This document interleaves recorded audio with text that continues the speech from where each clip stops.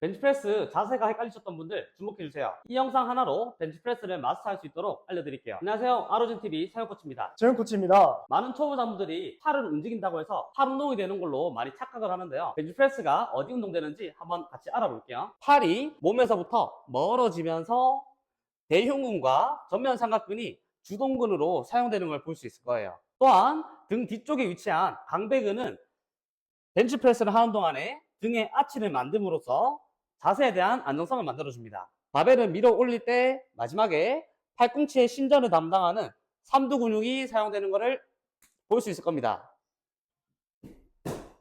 발바닥으로 지면을 밀면서 엉덩이 근육과 대퇴사두근까지 사용되는 것을 볼 수 있을 겁니다. 등 뒤쪽에 붙어있는 승모근이랑 능형근들은 어깨뼈 사이를 끌어모아주며 등을 안정화시켜줍니다. 또한 벤치프레스는 상체 운동 중에서 가장 많은 근육을 다루는 운동이기도 하고요. 가장 널리 알려진 운동이기도 합니다. 이번에는 벤치프레스 자세를 한번 배워보겠습니다. 벤치프레스 할 때 맨 첫 번째로 알아야 될 거는 등 근육을 사용할 줄 알아야 되는데요. 벤치에 누웠을 때 등 근육을 상부와 하부 이렇게 두 가지로 나눠서 접근을 해볼 겁니다. 첫 번째로 등 상부 근육을 어떻게 사용해야 되는지 한번 배워볼게요. 승모근이랑 능형근 및 어깨 주변에 붙어있는 근육들은 어깨뼈를 강하게 내전시켜서 강하게 등턱성 수축을 시켜주시고 있으면 되고요. 등 사이에 손가락이 있다 생각하고 손가락을 꽉 깨문다고 생각해 주시면 됩니다. 등 상부를 벤치에다가 견고하게 박아둔다고 생각하세요. 이렇게 했을 때 안정된 후면을 만들어 주실 겁니다. 어깨와 팔이 뒤쪽으로 들어가면서 바벨과 가슴 사이 거리가 가까워진 걸 볼 수 있을 겁니다. 수축된 등 상부는 가슴을 더 높은 위치로 고정시키고 승근과 삼각근과 상완골의 부착점 각도를 더 크게 만들어서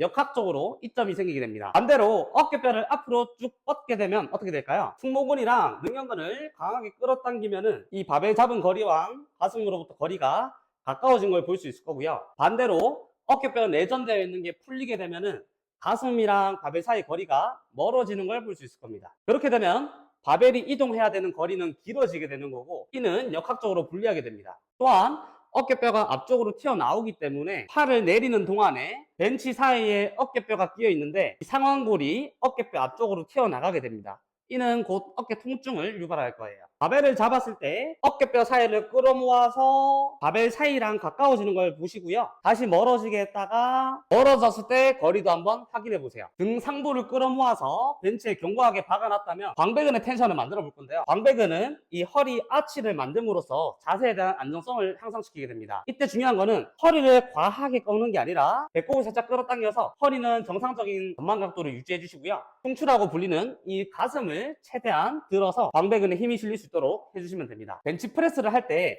이 어깨뼈에 대한 움직임은 최소화해야 됩니다. 움직여지는 관절은 팔꿈치 관절이라는 것을 기억해 주세요. 벤치프레스 할 때 어깨 관절이 앞쪽으로 빠지게 된다면 프레스를 할 때 어깨뼈가 앞쪽으로 쭉 빠져나가는 걸 볼 수 있을 거예요. 이렇게 될 경우에 등 상부에 대한 긴장이 풀리게 되고 어깨 전면에 대한 통증이 올라갈 겁니다. 그죠?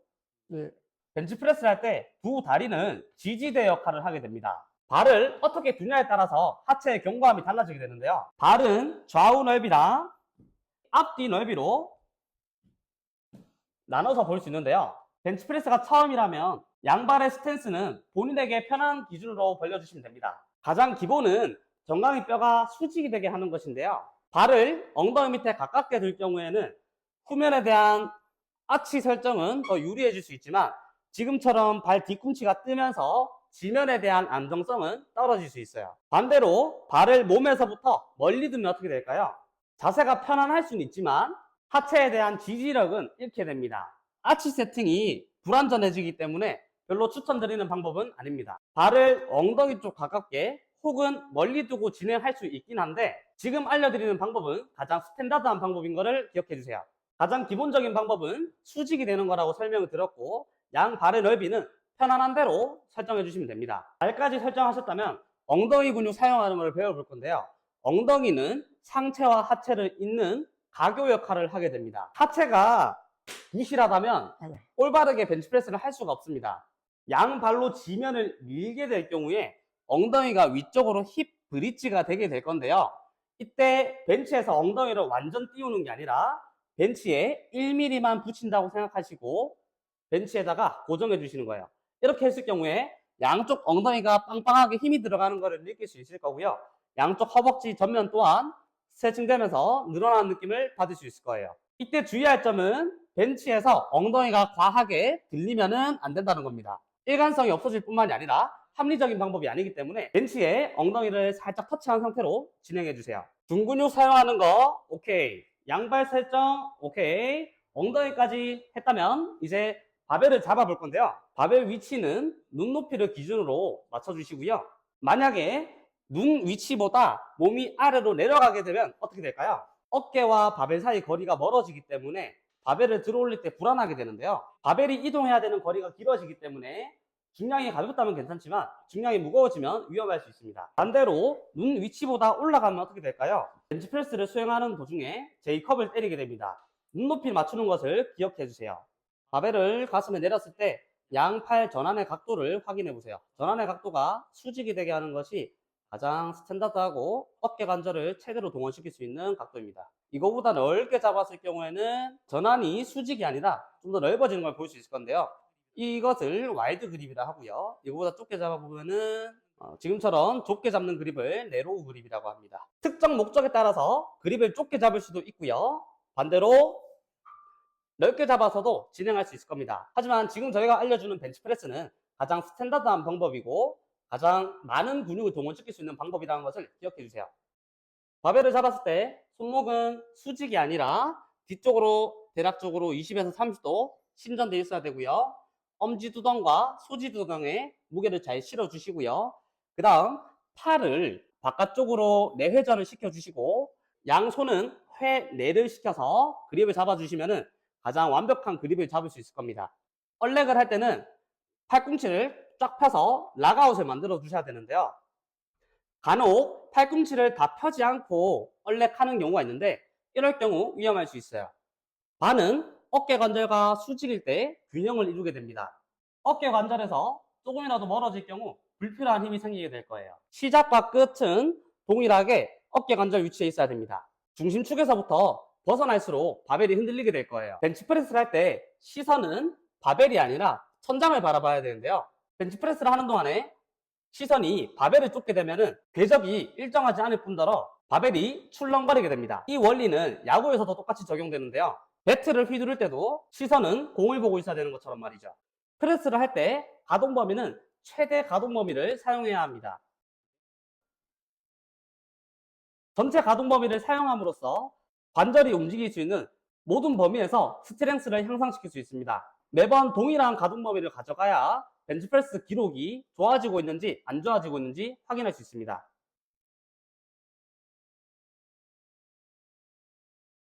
위처럼 전체 가동 범위가 아니라 부분적으로 가동 범위를 왔다 갔다 반복하게 될 경우 전 구간에 걸쳐서 스트렝스가 향상되는 것이 아니라 부분적으로 강해지게 됩니다. 또한 벤치프레스는 스쿼트와 마찬가지로 바벨이 가슴 쪽에 가까워질 때 근육이 늘어나면서 탄성 에너지가 저장되게 되는데요. 이 탄성 에너지는 신장 반사를 통해서 바벨을 들어 올리기 수월하게 해줍니다. 근육이 늘어나면서 저장된 탄성 에너지를 신장 반사를 통해 만들어지는 것을 볼 수 있을 겁니다. 마치 트램펄린처럼 반동이 생기는 걸 볼 수 있을 건데요. 올바른 반동을 위해선 연습과 타이밍 숙달이 필요합니다. 신장 반사는 매우 자연스러운 움직임입니다. 더 많은 중량을 다룰 수 있게 해줍니다. 바벨을 하강할 때는 가슴에 간신히 닿을 정도로 온몸에 긴장을 유지해야 합니다. 바벨이 가슴에 닿을 때 얇은 유리가 있다 생각하고 하는 것도 좋은 방법입니다. 바벨이 가슴과 가까워질 때 프레스를 할 준비를 하고 있어야 됩니다. 프레스를 위한 하강이 돼야 됩니다. 그럼 훨씬 더 몸통은 단단하게 구성될 것이고 흉곽에서 반동은 최소화될 겁니다. 바벨을 터치했을 때 터치해야 되는 부분은 흉골의 중간 부위를 기준으로 터치를 하시면 되고요. 체스트 업과 아치에 따라서 조금씩 달라지게 될 겁니다. 데드리프트와 스쿼트를 할 때 복압을 단단하게 만들었다면 벤치프레스를 할 때는 가슴을 단단하게 호흡을 하셔야 됩니다. 흉과 가슴 전체의 공기를 깊게 들이마셔서 가슴이 단단하게 호흡을 해주시면 됩니다. 벤치프레스를 할 때 호흡 패턴은 횟수와 개인의 능력에 따라 조금씩 틀려지게 됩니다. 초보자는 매 반복마다 호흡을 다시 마시면서 자세를 점검하는 게 좋습니다.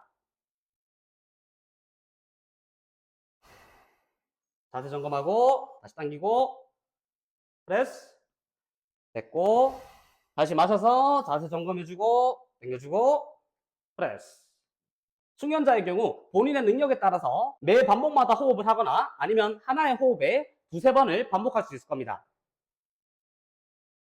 하고 뱉게 되는 거죠. 동작을 수행할 때는 호흡이 100% 맞춰져 있어야 됩니다. 내렸다가 프레스 후. 바벨이 내려올 때 호흡을 마시게 된다면 호흡을 100% 마시기 어려울 뿐더러 자세가 안정적이지 못하기 때문에 항상 호흡은 상단에서 할 수 있도록 해주세요. 오늘 벤치프레스 영상 잘 보셨나요? 영상이 유익하셨다면 구독! 좋아요, 알림 설정까지 오늘 영상은 여기까지입니다. 제요! 해보겠습니다.